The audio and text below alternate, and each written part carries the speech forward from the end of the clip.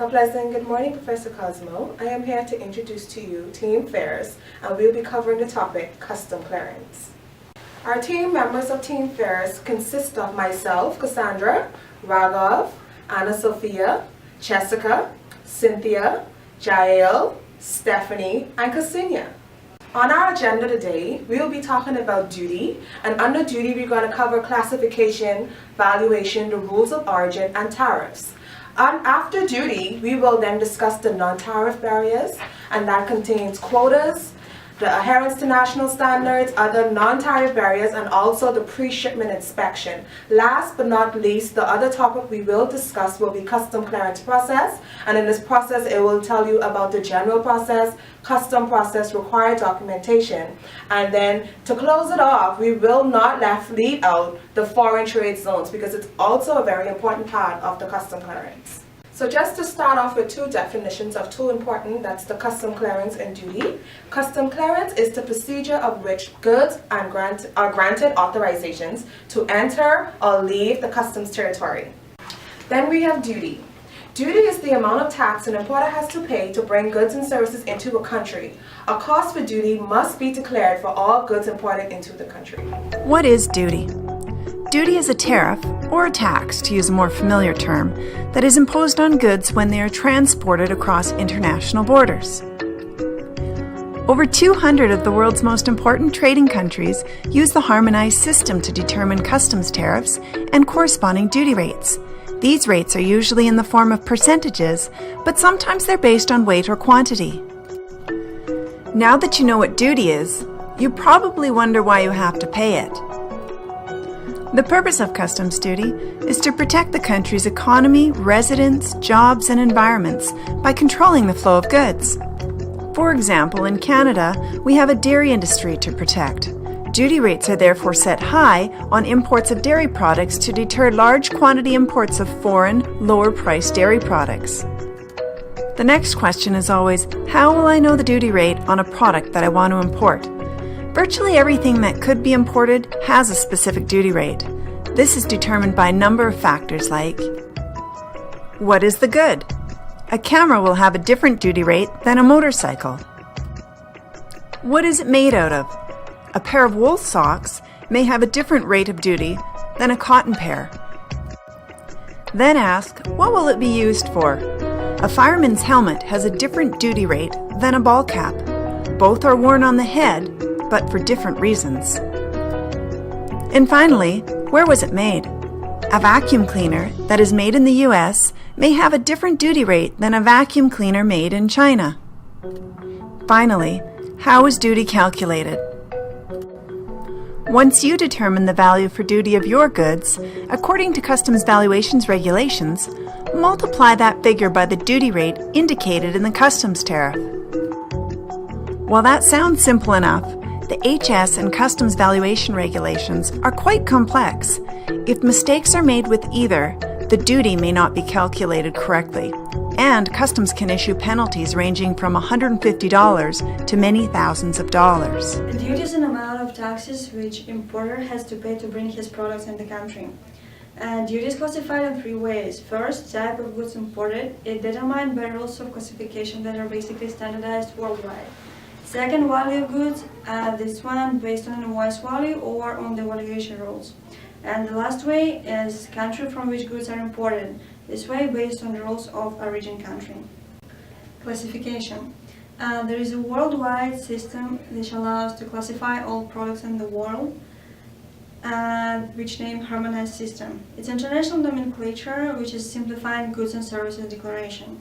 It uses a 10-digit code system for clarification of products. Products can use a code up to 10 digits. The first 6 digits are a rule and they don't change from country to country. They always stay the same. There are 21 sections and 97 chapters in the whole harmonized system nomenclature. Have you ever wondered how custom evaluates the cost of imported goods? Well, most duties are collected by ad valorem or according to the value of the product imported to the country. So how does other country calculate the value of the goods? For the members of WTO, they are using the transaction value, or which they are basing the amount on the commercial invoice of the exporter.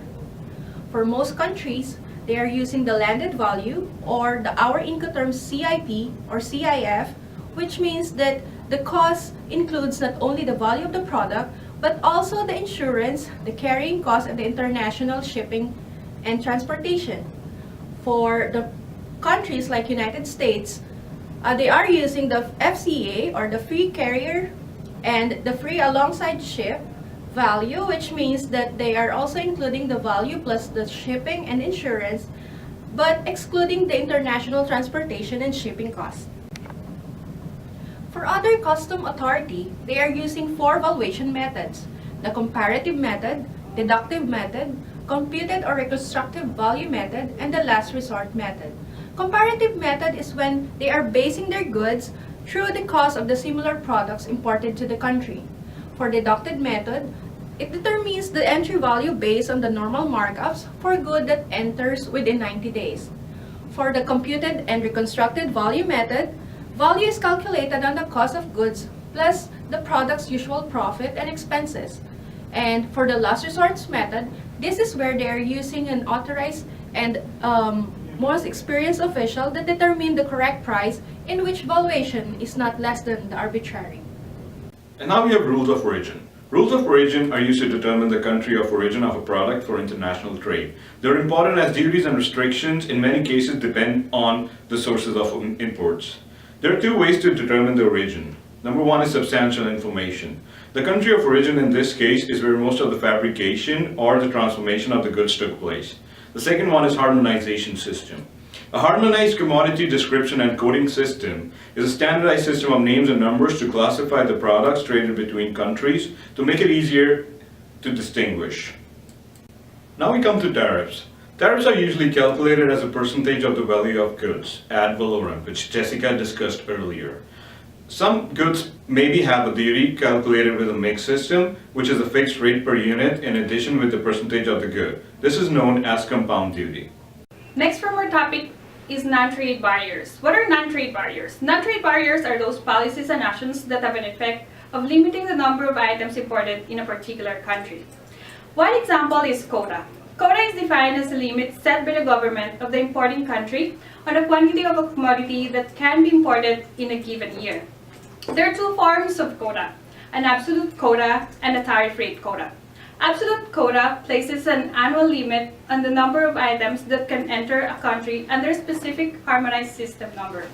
The quota can be implemented using the value of the goods imported by putting a ceiling on the total value of goods under a harmonized system number. So once the quota has reached the ceiling, the goods in that particular category can no longer be imported in that year. Tariff rate quota, on the other hand, places a 2-tiered tariff rate on a specific category of products. When a specific category number of goods imported is within the quota, the tariff is low. But once it reaches the quota, the tariff rate increases. Another non-tariff trade barrier is the adherence to national standards.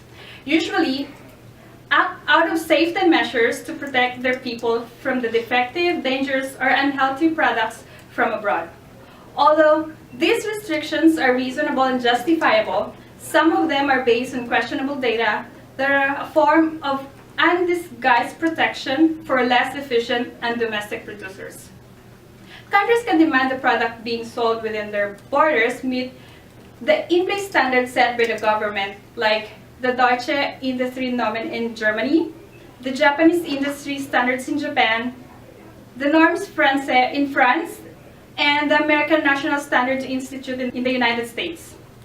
And the last thing is those that are defined by their national organization for standardization. Non-tariff barriers.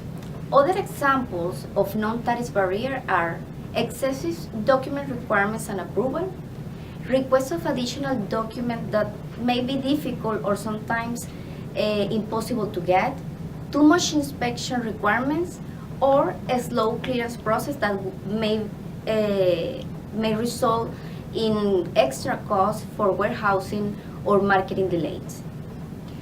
Other non-tariff barrier is the pre-shipment inspection.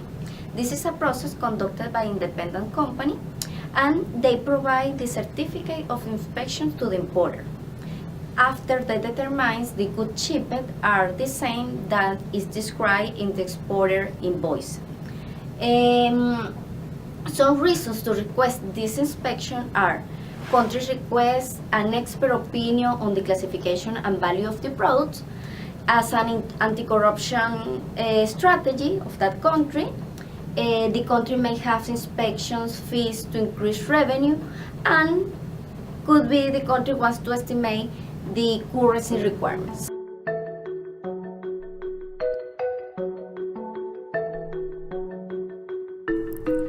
Have you ever had your goods held up at customs when you need them the most? Does it frustrate you to waste your own valuable time at the border? And are you tired of red tape and never-ending paperwork that comes with dealing with government agencies? We can help. At Cole International, we're an industry-leading customs broker that's been serving our clients for over 55 years. A customs broker is a professional agent licensed by the government to act on behalf of an importer or exporter. They prepare and submit all documents necessary for clearing goods through customs. There is no legal requirement to use a customs broker to clear your goods. Now I'm going to talk about the custom clearance process. In the general process, each country has its own custom clearance, and this can be a little bit complex, since only custom brokers or custom agents are the only authorized person to fill the required documentation. On the other hand, we have the custom brokers. This is an authorized person that represents the trader in dealing with import processes, regulatory matters, and other tasks required by customs. They are individuals who attain professional knowledge and experience in dealing with documentation and proceeds they required to facilitate the smooth import procedure. Now we are going to talk about the foreign trade zones or free trade zones. These ones are areas in a country that has a special custom status. That means that these ones are considered outside of a country. So, goods may be shipped to the foreign trade zones without subjecting to the quotas, duties, and any regulation of the host country. Duties can only be imposed to the goods at the time of the transaction, just if it is held in the host country. Zones, trade zones areas could be in any country, but the most common form is through cargo transit, which is mostly at ports. These free trade zones have some advantages. It can be beneficial to store the goods until they are sold to improve the cash flow of the company or the owners, to wait for a numerical quota to open, or for an inspection by the host country government. This one also has some disadvantages, because the World Trade Organization aims to lead countries leaning toward to lower tariff and increased trade. Free trade zones created for other purpose than cargo transfer may have a limited future, as its advantages are declining. So there you have it. We would have given you a definition of what you have to do when it comes to custom clearance. So remember the 4 points. That's duty, which is the amount of tax an importer has to pay to bring in goods into the country. Non-tariff barriers. These are policies and actions that have to have an effect of limiting the amount of things that could come into that country. Custom clearing process. There's 3 important: the general process, the custom broker, and required documentation. And last but not least, we have the foreign trade zones. These areas are special custom status that are considered outside the country. Their zones are not subjecting to the duties, quotas, and custom regulations. So thank you for watching. Team Fairs.